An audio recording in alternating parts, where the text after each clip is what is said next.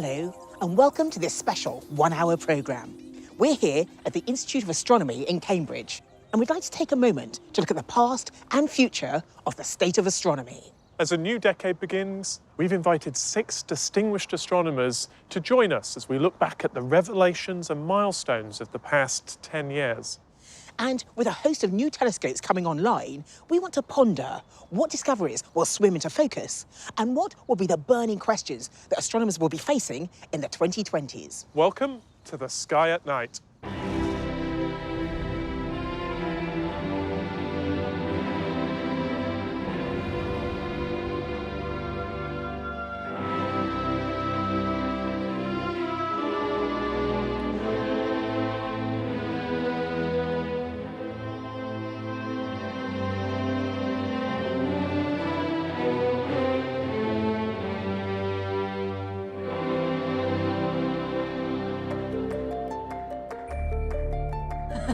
Incredible, exciting. That was one that I slightly missed because I was on maternity leave.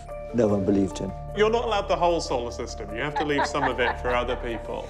Nice. We asked our 6 guests to look back at the achievements of the past decade, to tell us what they found most significant, surprising, and what had the most impact. Yes, I remember that. Joining us today to walk along the astronomical wall of discovery are Proxima Centauri. It's a good exoplanet. Hannah Wakeford, exoplanet scientist Kepler's one of the biggest things. from the University of Bristol. Hi, Pluto. Bye, Pluto.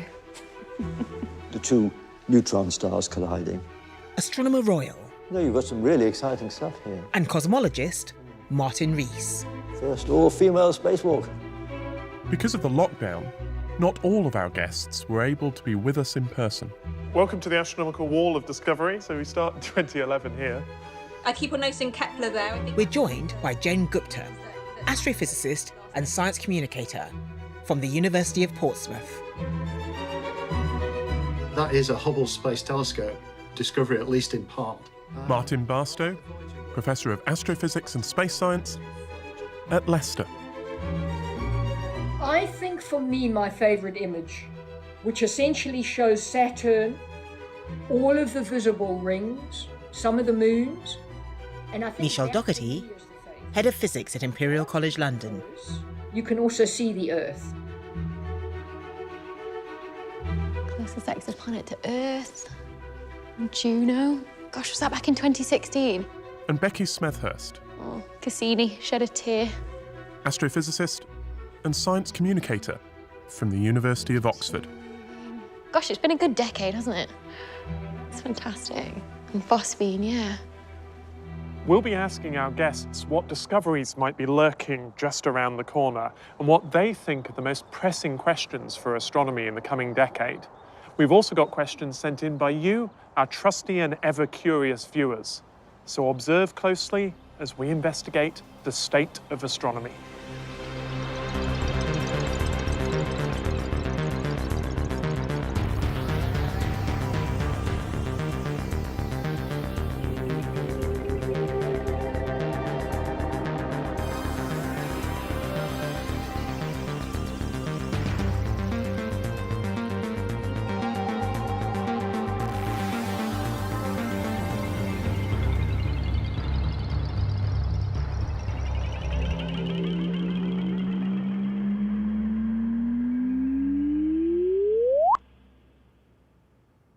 When you were walking along the astronomical wall of discovery, there were some things that caught your eye. What in the last decade has really made you thought, yes? There's a couple of things in the last decade that I go, wow, that's the universe. That's amazing. And one of those things was gravitational waves. And I was like, what is this? We've got the small topic of the last 10 years of astronomy and the next 10 years to talk about. So where shall we start? When I think about my highlight from the last decade, it's got to be the direct detection of gravitational waves for the first time back in 2015. That's an absolute top highlight for me. Gravitational waves. Finally detecting those gravitational waves arriving at Earth from merging neutron stars and from merging black holes. That's been a discovery waiting for about 40 or 50 years. Gravitational waves are ripples in space-time. These are from the merging of two massive compact objects, and they send off the equivalent energy of about 3 times the mass of the sun in the form of these gravitational waves, these ripples in space-time. So just from one event, it's the same as getting all the energy from 3 lots of suns. It's incredible, isn't it? 3 times the mass of the sun being sent out across the universe in this very short event at the point of them merging, and then being picked up by these detectors here on Earth eventually. This can be modelled by computing what Einstein's theory says should happen. And here again, this I would say is the strongest confirmation that Einstein's theory works even when the gravitational fields are strong and rapidly changing.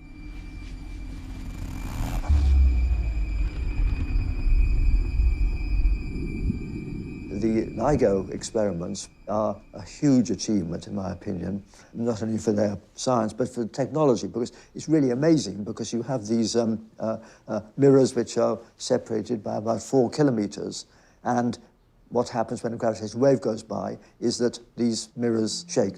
They're pulled in and then out by a tiny, tiny amount.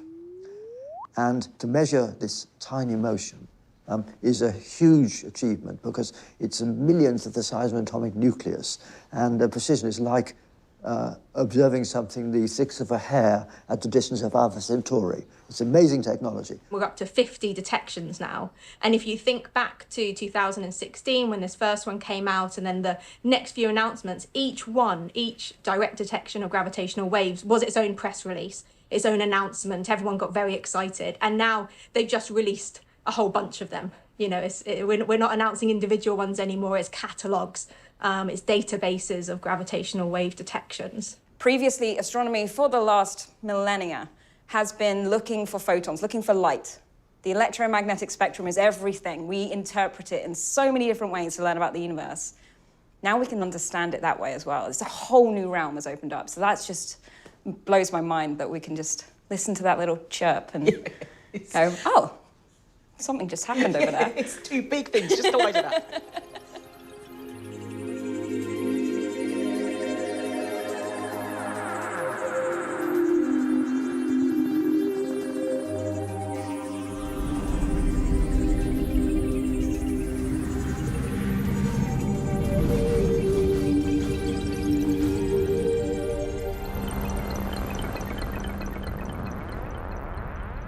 Talking about things in the solar system, what have been the discoveries there that have made you excited?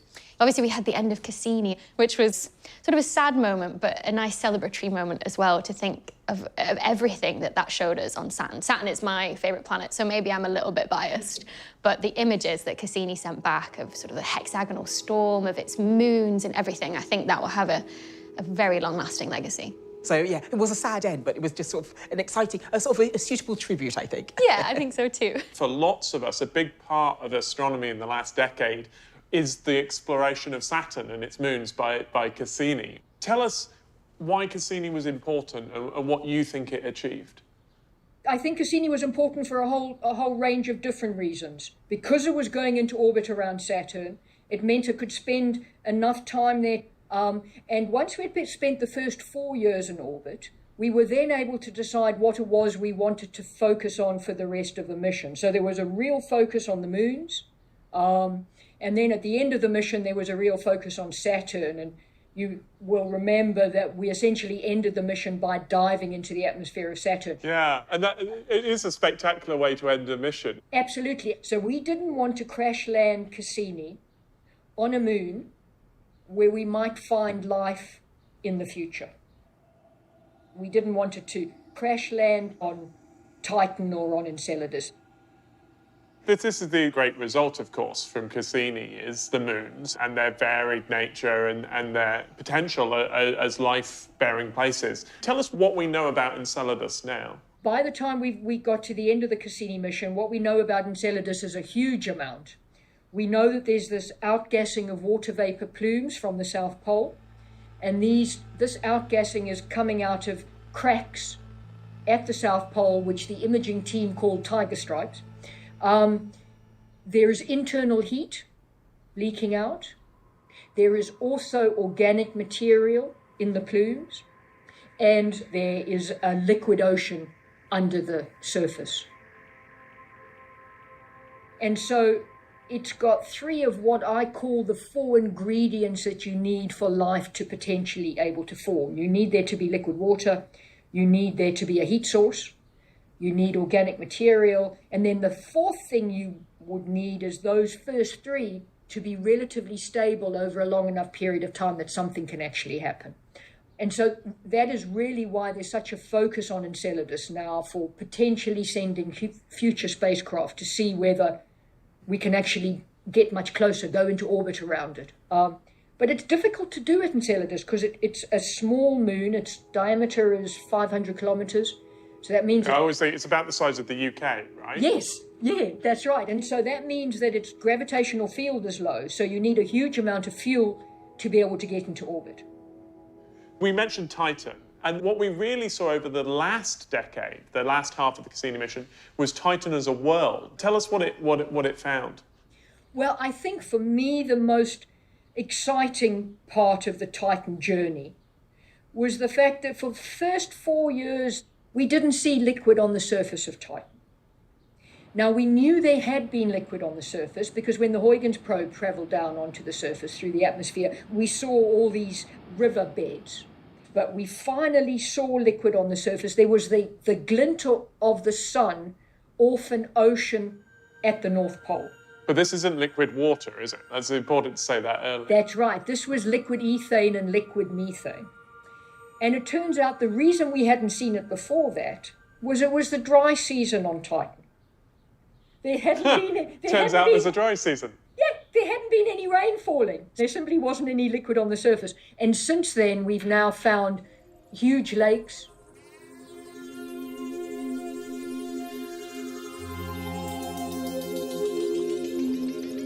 We also have Juno, which is in orbit around Jupiter now, and just the images alone are gorgeous. They couldn't do the orbits they wanted to for Juno because the magnetic field was so strong, it was damaging the instruments, and they had to keep it in this really wide orbit instead of going closer to the planet. But what they've been able to do with that wide orbit is actually measure the gravitational pull better.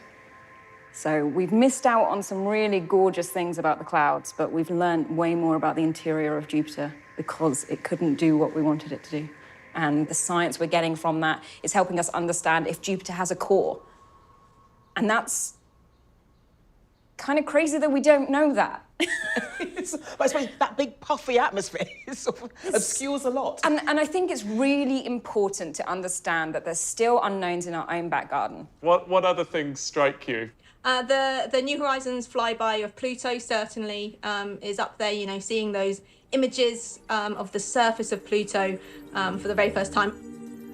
I just wish that it could have orbited.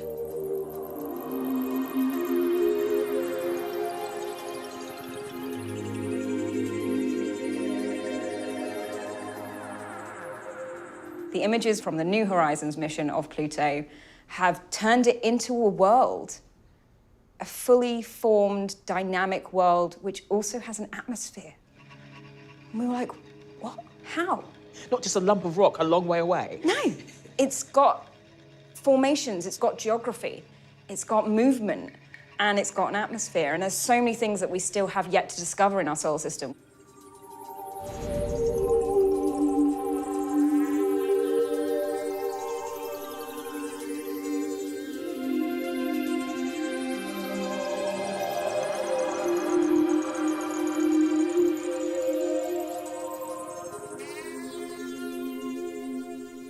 Now, you are interested in galaxies and their interaction with black holes.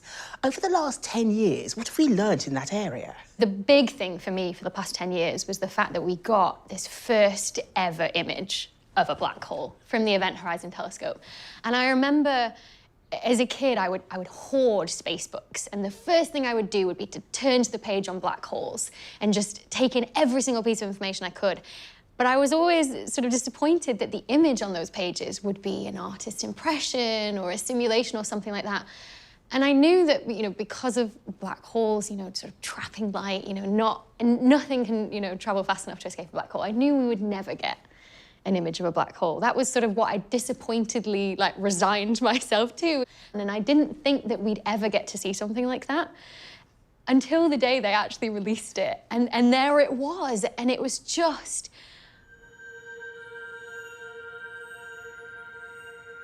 I was speechless, you know, I was absolutely mesmerized by this image. And I remember, you know, people being like, oh, is that it? That big orange donut, you know? And I was like, yeah, it's a big orange donut. So you waited a long time, but it lived up to expectations. Massively so, yeah. I mean, I was expecting something that was like 4 fuzzy pixels or something, you know? So the fact that we had something that was resolved and with structure in it, I mean, it gave me like goose pimples. And I remember someone saying, you know, what's the difference though between sort of the black on the outside of the image and the black on the inside of the image? And that's what's so beautiful about that image to me, is that the black on the outskirts is, you know, the vastness of space. It's just nothing. Whereas the black on the inside is everything, you know? It's as much mass as you can get, it's just as dense as you can get it. And that's what, you know, makes that image so incredible to me. And I think when you then start to think about how much team effort and collaboration went into that, bringing together telescopes from across the entire world, you know, even on the South Pole, to get that image, and then all the processing of the data as well that went on afterwards to produce it. It really is just, it's a triumph of just humans coming together and working together, isn't it, really? And then you have just this incredible thing to look at the end, too. It's beautiful. Because I really feel that space astronomy can do that. Sort of, yeah, we're united, and then we look out there, and together we can see some amazing stuff. Well, exactly, because, I mean, that is one thing that unites the world, right?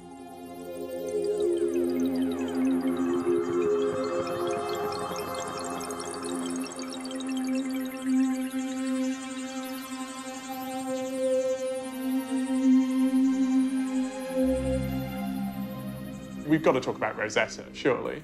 We've got to. Can you say the name of the comet, because I still can't get it? Sure, this was the mission to comet Cheremeyev-Gerasimenko. There you go. Chewy gooey to its friends, yeah. The Rosetta mission with the Philae lander, which I feel that really just captured the public's imagination. I've never seen anything like it. The way that every school I went into, the kids wanted to talk about Rosetta. You know, random friends who've never shown an interest in astronomy wanted to talk to me about it. Yeah, they did a fantastic job with capturing the public's imagination with that one. Can you remind us of the story as that played out? Yeah, so this was the first mission to do a soft landing on a comet, the Philae lander. It was all very dramatic, wasn't it? Like watching the images of Philae being dropped from the Rosetta spacecraft. And then instead of making that nice soft landing, the harpoons that were meant to fire into the surface to anchor it didn't work. And so it landed and bounced and then landed again and then eventually came to rest. And it took a couple of years until that landing site was found. So why is it that you think people did have this interest in Rosetta, this particular mission? I think those cartoons was a huge part of it, wasn't it? The social media presence and the web and media team in that mission in general, they did such a good job of kind of humanizing both Rosetta and Philae, making them into these characters that we could feel a connection to.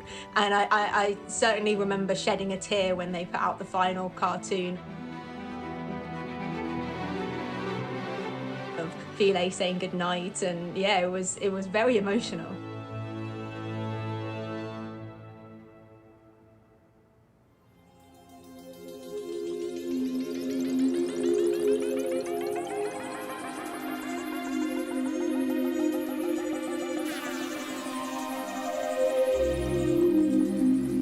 In your field, what has been the amazing stuff of the past 10 years? Exoplanets are insanely new.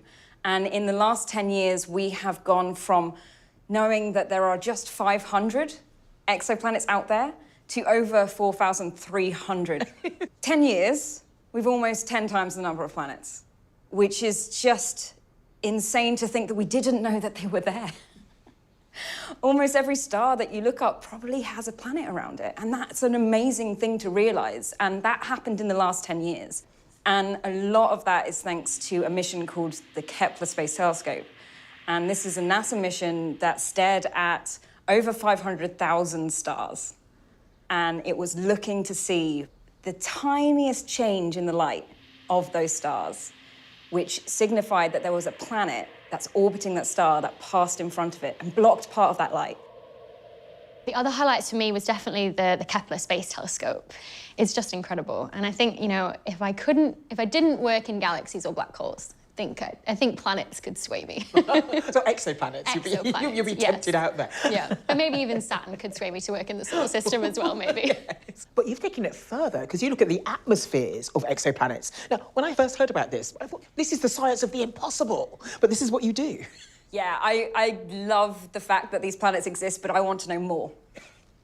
So what I do is I look at planets and their atmospheres specifically, and I'm looking to see what they're made of. And I do that by seeing these planets. Again, these are the ones that are passing in front of their star that I look at.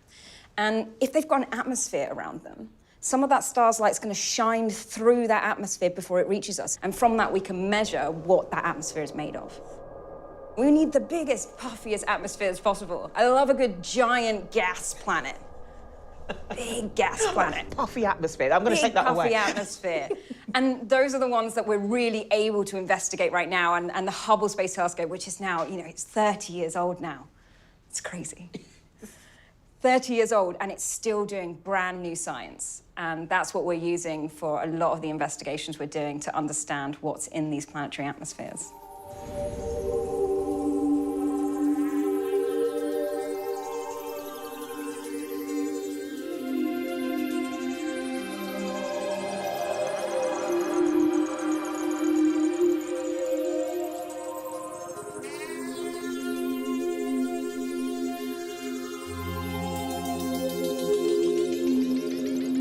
One of the big things that I think is exciting, and I think will continue to be exciting, is the Gaia mission. And that's a mission I've been very closely involved in. It's like a tidal wave going through astronomy. Last year, there were something like 1,600 scientific papers published using Gaia data. That's actually more than published with the Hubble Space Telescope, which has always been the most productive telescope in the world until that point. So what do you think are the highlights of Gaia? What is it really given us? I think it's the knowledge of the structure of the Milky Way, how it's built up from its constituent components. One of the things I love about some of the early data was the prediction of where stars in the galaxy will move. And so you can see how the galaxy evolves. And so I just think it's magical to see the movement of billions of stars in our galaxy, where they'll be in the future. Yes, and we've just had the third release of the Gaia Data Catalogue, and there are some fantastic results. One of the things that we're publishing from that catalogue is a general catalogue of nearby stars. And we can see essentially that we're at a cosmic crossroads. And the stars that are near us now won't be the same stars in a few 100 million years.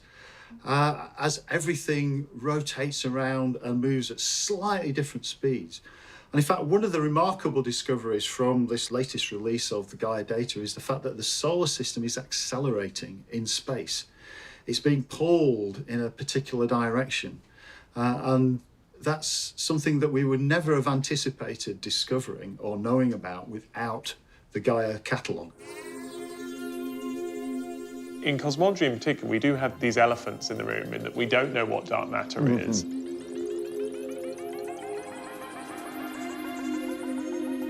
And there's this thing called dark energy, this acceleration that we don't understand either. Do you see any progress in understanding those big questions, what the universe is made of?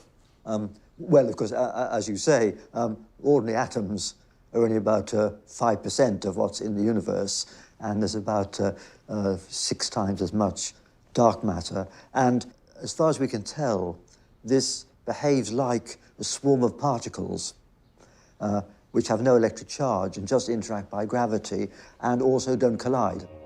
And they don't form dark matter planets or anything No, like that? They don't clump that's in right. that sense. That's right. So they don't radiate light or heat. But of course, there was always a hope that we wouldn't know what they were. In particular, it was thought that the Large Hadron Collider, the big accelerator in CERN, would discover a class of particles which had the nickname WIMPs, weakly interacting massive particles, and some theories predicted these. Now, that didn't happen. The LHC didn't find any of these particles, and so we might detect them by bigger accelerators.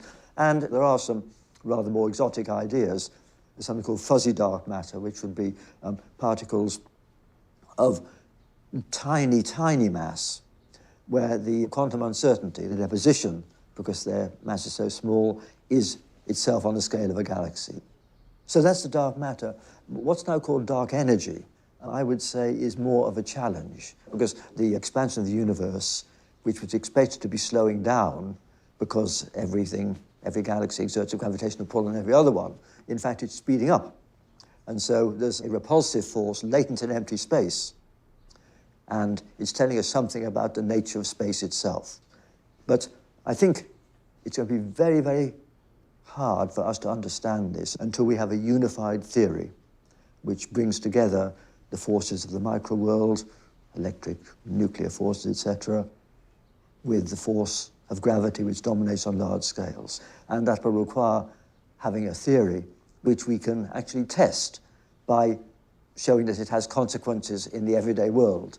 So although I think we may pin down a bit better what the so-called dark matter is, I'm not at all optimistic about how quickly we will understand this so-called repulsive force or dark energy.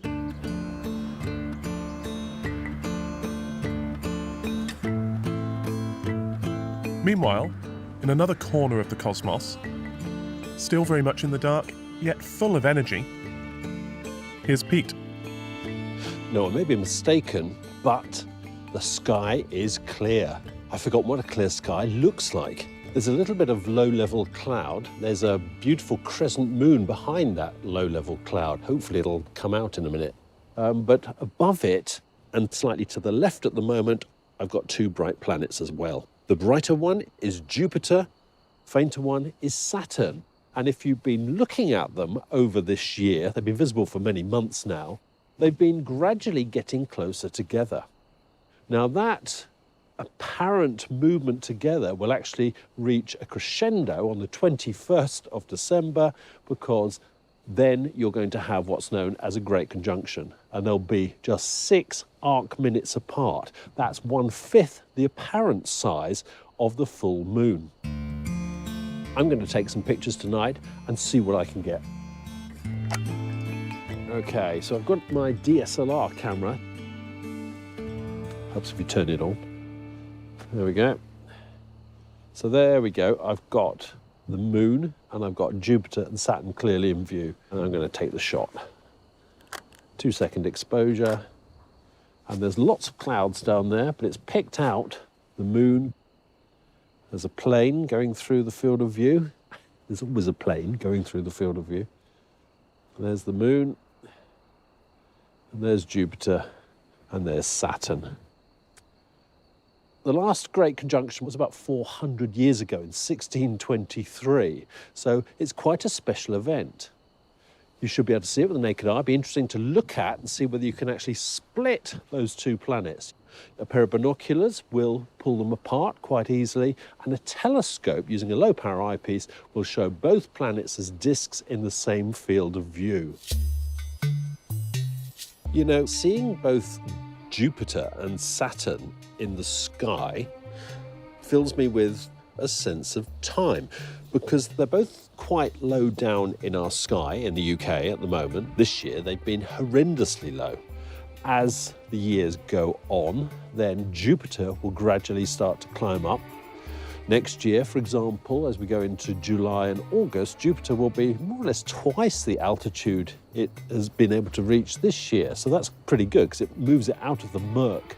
But Saturn is slower, so we'll have to wait a number of years yet before Saturn gets to an altitude which puts it in a good position for UK observing and viewing. And it's quite humbling when the universe does that, because the universe goes at its own rate. It doesn't entertain us. It just carries on as it wants to. Technology, on the other hand, moves at quite a pace. And there have been dramatic changes in the equipment available to amateurs over the last decade. telescopes have become more affordable, their mounts have become more sophisticated with more and more computerization being added to them. But one of the biggest changes for me, because I'm interested in observing and photographing the sun, has been the affordability of devices like this. These are hydrogen alpha filters, which allow you to look at the sun safely and pick out the light given out by excited atoms of hydrogen. And you can see things like prominences, which are huge clouds of hydrogen gas hanging off the edge of the sun. But one of the best changes really has been the development of high frame rate, what are called planetary cameras. Now basically you stick those into your telescope and the camera will record a sequence of still frames and it will collect them together in a movie file. And the idea behind that is that when you have distortions caused by the Earth's atmosphere, the seeing has periods where it goes nice and steady. Very short periods. So the object you're looking at looks nice and crisp. So in this collection of thousands of frames which you'll have, some of them will look like they're supposed to. And using special software, you can extract those frames, you can average them together, and you get a result which is much better than you thought you would have got.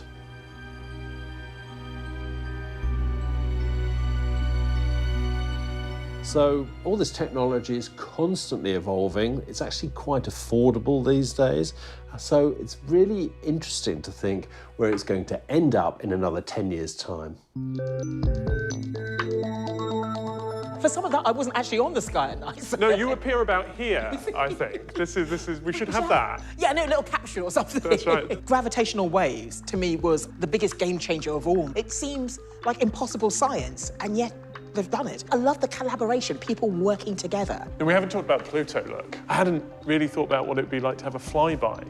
Like You get this image and then that's it. The spacecraft disappears. Not like Cassini. I that's up there. know, that dwelled. So we've got the decade of astronomy, but what do we call the decade? I mean, is it the teenies? I'm looking forward to the letters from everyone. The new decade, does it start in 2020? Does it start in 21? 2021, yes. There was no year zero. Right. So a decade should go from 1 till 10. And so that would mean that 2020 was the start of the 20s, but the decade starts in 2021. Fine, so we can make this program. Yeah, I think we're okay. As we take stock of the changing of the decade, and with a constellation of captive astronomers, we put to them a selection of your most probing questions. Here's a question from Ian Higginbotham in Aston-under-Lyme in Greater Manchester. He says, my son Hamish, who's aged 7, and I are both avid stargazers, and I always emphasise the importance to Hamish of how do we know type questions. Recently he asked me a question which I struggle to answer. How do we know the sun is a star? That is a fantastic question. One thing I'm not quite sure about is which came first. Did we say that all stars were like the sun, or did we say that the sun was like other stars? I'm not quite sure. The reason why we know the sun is a star is it is doing all of the things that we think stars do. We know it because we can study the light that we get from the sun, and we can also, with a telescope, study the light from other stars. And it's very similar. It's fusing at its core, hydrogen. It's pushing it together, and that's giving off energy in the form of this light. So that is the fundamental thing that a star does, and our sun does that in a beautiful abundance because it lights up our daytime. So we know the sun's a star because we see that it's giving off and emitting its own light. So the next one's just for you, from the Reverend Jeff Brown in Welwyn Garden City, and he says, in 1968, when we were both young, you came to dinner at Westcott House in Cambridge, where I was training for the Anglican priesthood. After dinner, in an open forum, I asked you if you thought the universe was infinite. You replied cautiously in the affirmative. Would you, half a century later, respond more cautiously or less? I'd still be cautious, and I think this raises a very interesting question. We know that the part of the universe we can see is almost certainly a tiny fraction of physical reality. There's a sort of horizon set by how far light's been able to get to us since the Big Bang. And moreover, I've come to believe since 1969 that it's possible that our Big Bang was not the only one, and there may be many Big Bangs. even an intricate kaleidoscope, as it were, of separate cosmoses. So I think that even though the universe may not be infinite, I think with great confidence it's much, much, much bigger than the region accessible to our telescopes.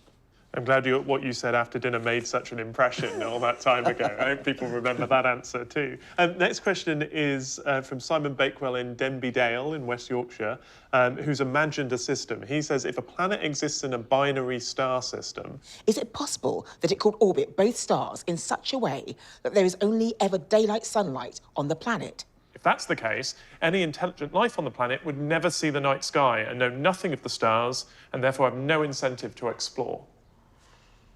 Ooh, good question. What would have to happen is it would have to be orbiting the star. I'm looking up because I'm trying to work it out. Oh, yeah, picture it, yes. I think actually the answer is probably no. I don't know, you know. Yeah, I guess that planet would have to be permanently in between the two stars. And so that could actually be possible because there is some points. So we have the similar thing in the Sun and the Earth orbit. We call them Lagrangian points. And so there are very specific points that if you put something there, it would stay there because it'd be kept in what's called this three-body system, the Sun, the Earth, and say a satellite, like the James Webb Space Telescope, that's going to be at one of these points. And so the same could be true of a planet. It could be trapped in one of these points in this system that would keep it in place so that both sides of the planet would always be lit by either star. Well, the problem of being a planet in a binary system is that the orbits often are unstable. And the main constraint is that, of course, for life to exist, conditions have to be fairly stable. It will be very hard to keep it in that position. I think it just wouldn't be stable Any small enough. perturbation and it would... Whee! Probably crash into one of the stars. But one related point I would make is that there's a very interesting planetary system called TRAPPIST-1, where there are planets orbiting a very, very small star, and the outer three of those are habitable, but they are tidally locked. And that means that they present their same face to the star, just as the moon presents its same face to us all the time. And so if you are on one of those planets, then half of the planet would be in perpetual daylight, half in perpetual dark. So if there was intelligent life there, then everyone would be in one half except the astronomers who'd segregate in the other half of the planet. Sounds perfect to me. The next question then is... Shani Mazunda, age 15, from London, wants to know, what drives the spin of orbiting objects? Oh, don't get me on angular momentum, Chris. How long have you got for me to answer this question? this could take a while. So when a planet system is forming, a star, all of the matter is gravitationally pulling together and the star forms out of that, and that's spinning. So then you've got to think, well, where did that gas cloud get that little bit of movement from in the first place? And it's this sort of hierarchical, like, where did everything inherit its spin from? And I think it all comes from the very beginning of the universe, the very early universe, where you just had this random soup of particles. And there was all these random motions. Those random motions will have at least given something a kick back then in some direction as you first started to form the first stars and galaxies. And so everything, the reason that we're orbiting around the sun will have been inherited right from some random motion at the beginning of the universe. Here's one from Bill Foote in Weymouth in Dorset. Is it reasonable or possible that dark energy and dark matter are the influence of other universes on our own universe, but we don't have the technology to detect them? He says the sky might not be the limit. Well, I certainly agree with that last statement. That's almost a philosophical question, I always think, than a physics question. Well, I certainly agree the sky is not the limit. I think there's far, far more beyond our horizon than inside. There are physicists, cosmologists who are working on trying to figure out if you'd ever be able to detect the effects of different universes. Certainly this idea of multiple universes isn't a completely out there science fiction. There's a number of different theories which say that we are kind of just a universal bubble, and next to us there are other bubbles. And I personally think that, we don't know about dark matter and dark energy enough to really rule out any kind of theories like that. We don't really understand the dark energy, and when we understand it, we will know more about what might lie beyond what we can observe, and we could then perhaps answer the question better than I could now. Excellent, thank you. It's certainly been a remarkable and exciting decade for astronomy, with breakthroughs that we could only dream of just 10 years ago. But what of the future? What will the next 10 years bring? Well, with a host of space and ground-based telescopes coming online and a flurry of space missions, the 20s is looking pretty exciting.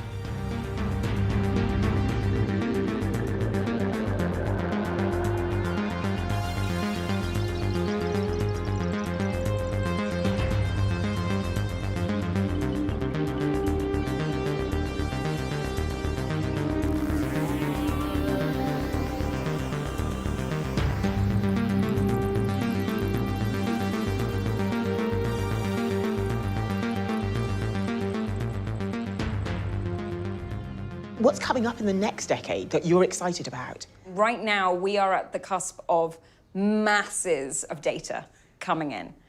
There are instruments coming online which are going to overwhelm us with data. Yes. And the James Webb Space Telescope is one of the biggest ones because it's going to change a huge range of astronomy, not just exoplanets, but we're going to look further back in the universe than we have ever looked before. There is lots of good stuff on the horizon.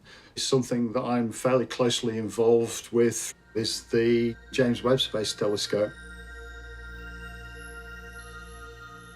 Hopefully we're now on track for a launch towards the autumn of next year. The big question that I care about a lot is, how do black holes grow? How do they form in the first place? And it really leads back to something I like to call the astrophysics chicken or the egg question, right? We have a supermassive black hole at the center of every galaxy. So the chicken or the egg is whether the supermassive black hole formed first, maybe perhaps a giant gas cloud in the early universe collapsed, and then a galaxy of stars formed around it. Or did a galaxy of stars, a collection of stars form first, one of them go supernova, form a black hole, that started to grow, became the heaviest thing, and then it was the thing that everything orbited around in the galaxy. And amazingly, I think in the next 10 years, we might be able to answer that question, and that's because of the James Webb Space Telescope. It can see further and fainter than anything it's been able to see before. So because light takes time to travel to us, we can see earlier and earlier in the universe. And so we can look for these signatures of these collapsing gas clouds or these growing sort of black holes from what I'd call a piddly black hole, right? Who knows what it's going to find? The James Webb Space Telescope is going to be looking back so much further in time than Hubble was able to as well. So we're going to learn a huge amount from the formation of our universe down to the smallest, tiniest little planets and asteroids in our solar system. I do have one thing I'm not looking forward to at all, and that is the fact that this decade is the decade we will probably say goodbye to the Hubble Space Telescope. I have a really odd, kinship with the Hubble Space Telescope because it was launched a month before I was born. So I have never known a world where Hubble isn't somewhere above our heads, taking those spectacular images that I, grew up with, turning the page of the newspaper and seeing, the Eagle Nebula in all of its glory, or some incredible galaxy that's been seen. And I use it as part of my research as well. And so the fact that it might run out of fuel and we won't service it, and eventually it will actually come back down to Earth. Yeah, I'm going to shed a tear that day. I really am going to shed a tear. There are some fantastic projects coming along, so hopefully we'll be able to fill the gap. Yes, exactly. We've got James Webb Space Telescope coming. Then we've also got the extremely large telescopes, so the 30-metre telescope, the Vera Rubin Observatory. There's lots of new observatories coming. But there'll still be a little hole in my heart where Hubble won't have was. the same place in your heart. No, they really, really won't.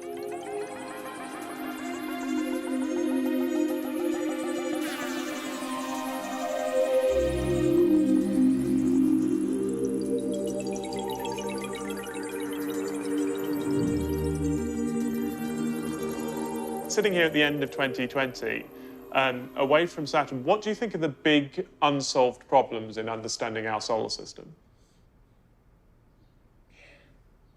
I think for me it goes back to habitability. I think that's one of the things that drives us as far as solar system exploration is concerned.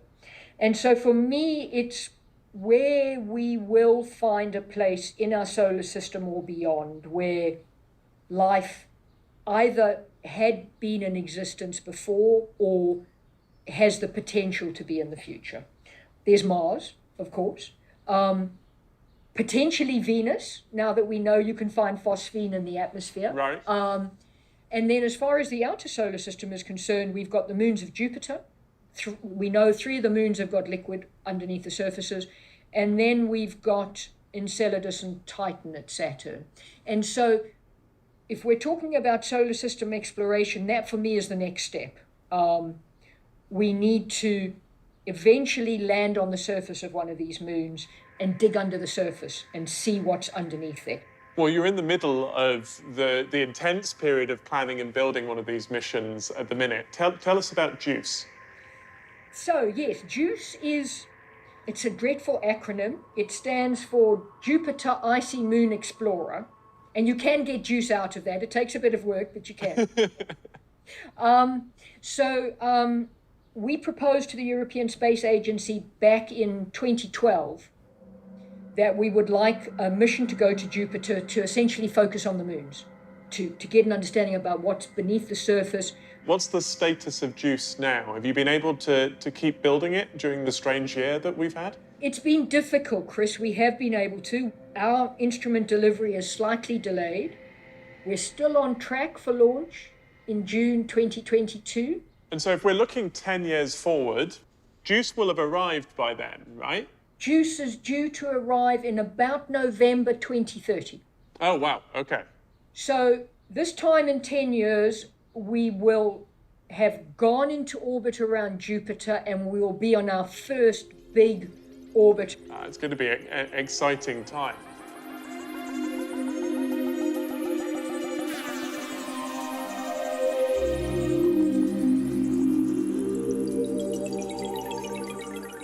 When we interview you in 10 years' time, what are we going to add? What are the big discoveries that we'll be talking about in a decade? I think we have to talk about gravitational waves again. We're detecting black hole mergers, neutron star mergers, and the majority of it is what we would expect. And then I think looking to the future, what's really exciting is what will come out of these gravitational wave detectors now that we kind of know how to do it, how to tease those signals out, what unexpected things are we going to find.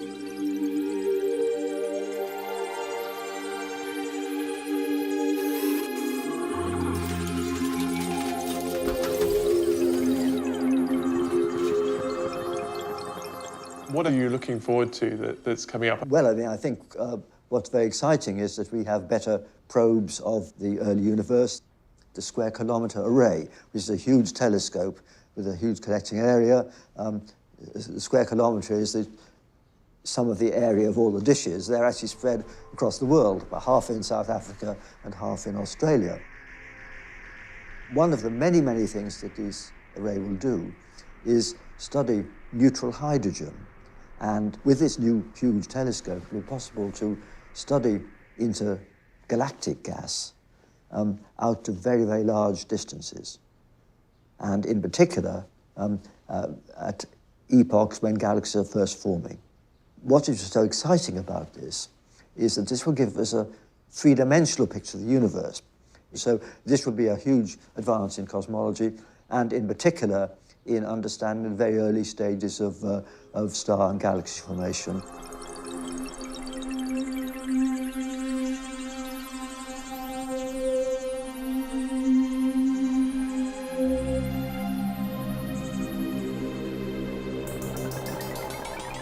Martin, one of the things that I'm very excited about is the ELT and the impact it's going to have. Can you tell us a bit about it and what impact do you think it's going to have? I'm enormously excited by it as well. So the ELT is short for Extremely Large Telescope, and I love that name. Yeah, it's not a very imaginative name, I suppose, but it will be the biggest telescope on the planet. It's designed to have a 39-metre aperture mirror, and it's being built by the European Southern Observatory Organisation, and it's due to see its first light around 2025. It's actually being constructed in Chile right now. The largest telescopes we have on the ground now are 10 metres, the Keck telescopes, and the 8-metre very large telescopes. So the ELT is going to take us big leap forward in terms of our sensitivity and our resolution. And it's going to be particularly suited for studying planets orbiting other stars and looking into the very sort of distant parts of the universe to learn more and more about how the universe evolved.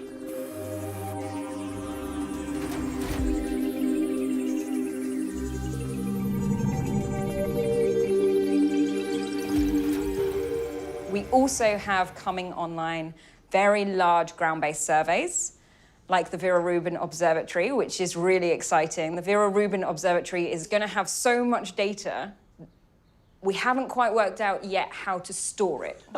It's basically going to make kind of time lapses of the sky. So it's going to be making observations of a part of the sky and then coming back routinely to get the same part of the sky again. So we'll be seeing objects, these transient events, things that happen like supernova explosions, happening in real time.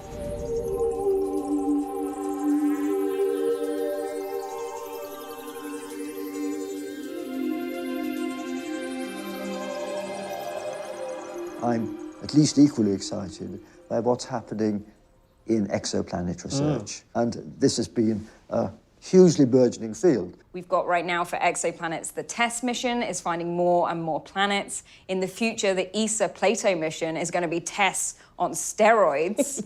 TESS has 4 cameras lined up to take pictures of the whole sky. Plato's got 26. So we are going all in on trying to find these planets and trying to understand how common they are. I think that our imaginations are nowhere near as good as the universe's. Absolutely nowhere near as good. Exoplanets have thrown that in our face again and again and again. So I am looking forward to being completely blown away and surprised in the next decade.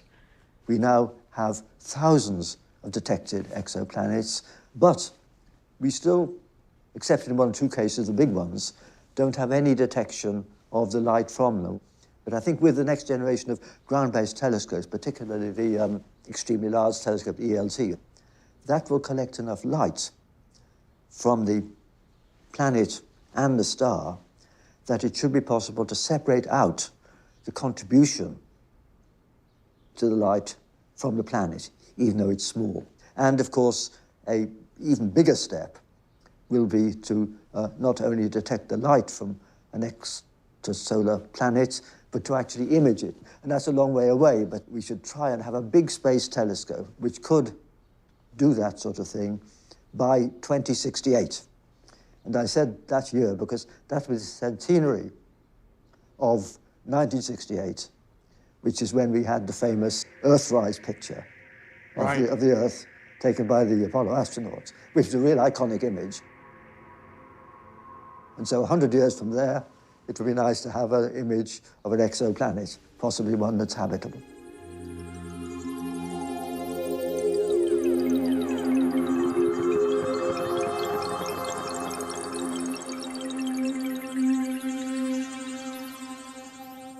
When we look up at the night sky, can we think, oh yeah, we've got most of it sussed? Or is there still a long way to go? I'd like it if there is, because then we're still in a job.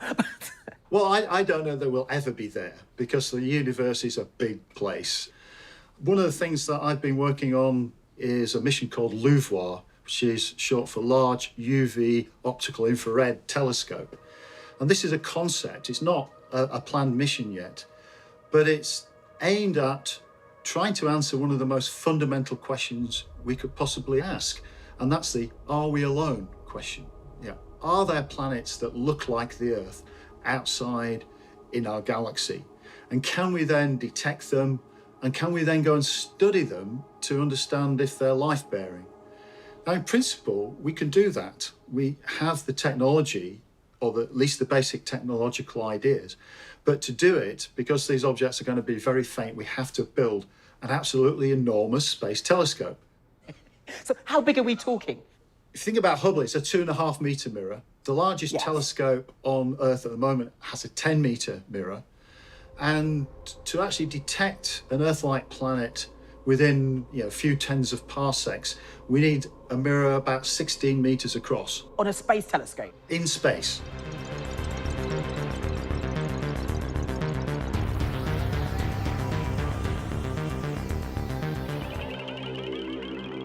So, looking at our current situation, the state of astronomy today, do you think there are challenges and problems we're facing? What we do in terms of space and astronomy remains important. It's culturally important because it helps us understand the universe and it helps us move forward. It's also about the indirect benefits of developing technologies. Many of the technologies that we develop find application in real-world challenges. Sensors that we put in space telescopes are now in use in hospitals for medical imaging. We also feed into the economy, the space economy that has developed as a result of space exploration that started out in the 1960s is now a £15 billion part of our economy. And it will get bigger. The space economy is growing massively, and it's going to be trillions of dollars over the next few years. So what do you think it will be like to be an astronomer in 2030 or so? I think this is a really good time, this upcoming decade, as we've talked about all these new observatories coming online, but I think we have to recognise that it's a great time to be an astronomer if you're from certain demographics. And certainly for me, there have been so many times when I've been in a room and I've been the only person who looks like me. And so whether we're talking about someone's gender identity, their ethnicity, disability, socioeconomic background, you know, I think we need to take a kind of critical look at who's in the room, who has access to astronomy, and who's being excluded, who's being left out, and how can we make the field more open to people from all sorts of different backgrounds, because it's not on them to change to fit in with us, it's on us to change to be a more welcoming place for everyone else. And I think we will only flourish because of that. I think diversifying sort of who's in the room for science will help us think in different ways so that we can tackle the big problems that we still do have. And I think that the big problems is the fact that there's so much that we still don't know. You know, I think there's more that we don't know than we do know. There's so many unanswered questions. From, you know, what is dark matter? I'd love to see that question answered in the next decade. What are the big burning questions that face astronomers, and which ones keep you up at night? Nothing keeps me up at night anymore apart from my toddler. For me, that is the are we alone question. The question of whether there's life out there. You know, we've had a very exciting year with the prospect of life on Venus, but, you know, whether there's life out there in the rest of the universe, on exoplanets, whether there's intelligent life, I think that's probably the ultimate question that keeps me up at night.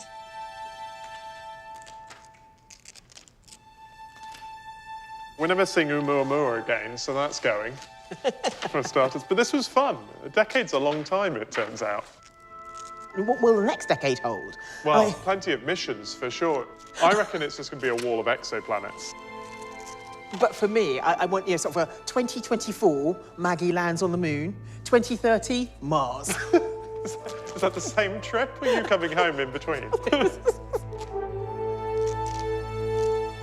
What a decade that was, and yet there's still so much more to discover.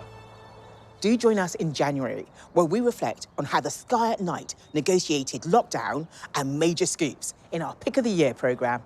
Good night.